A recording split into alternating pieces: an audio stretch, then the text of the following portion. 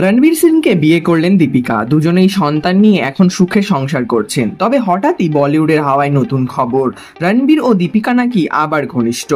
আর এর সবটা জানেন আলিয়া। এমনকি আলিয়ার চোখের সামনেই সব ঘটেছে। রণবীর কাপুর আর দীপিকা পাডুকোন, এই প্রেম, এই বিরহ ও তিক্ত সম্পর্কের কথা বলিউডে জনপ্রিয়।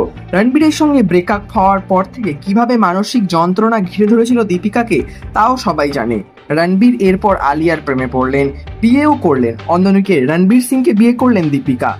দুজনেই সন্তান নিয়ে এখন সুখে সংসার করছেন। তবে হঠাৎই বলিউডের হাওয়ায় নতুন খবর, রণবীর ও দীপিকা নাকি আবার ঘনিষ্ঠ।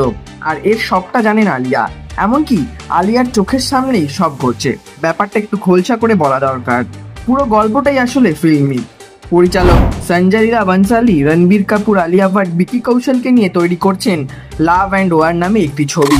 বলিউড সূত্রে খবর, এই ছবিতেই নাকি এন্ট্রি নিয়েছেন দীপিকা। রণবীরের সঙ্গে নাকি 40 মিনিটের একটি অন্তরঙ্গ দৃশ্যে দেখা যাবে দীপিকাকে। আর ছবির চিত্রনাট্য অনুযায়ী পুরো ব্যাপারটি নিজের চোখে দেখবেন আলিয়া। ইতিমধ্যেই নাকি শুটিং শেষ করে ফেলেছেন দীপিকা ও রণবীর। এরকমই নিত্য নতুন আপডেটের জন্য আমাদের চ্যানেলটি সাবস্ক্রাইব করে আমাদের পাশে থাকুন। ধন্যবাদ।